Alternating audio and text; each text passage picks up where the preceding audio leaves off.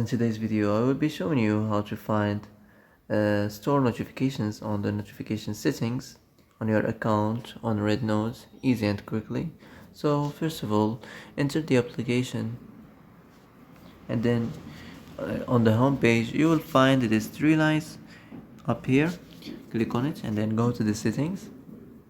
So as you see here, you will find the settings and then click on the notifications settings, and next, as you see here, you will find the store notifications. So now you can manage it as you like. You can turn it on, the shopping and after sale option, turn it on or off as you like.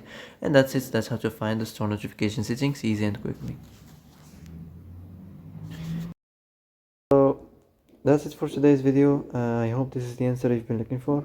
And if you like this video, don't forget to like and subscribe, and see you in the next video.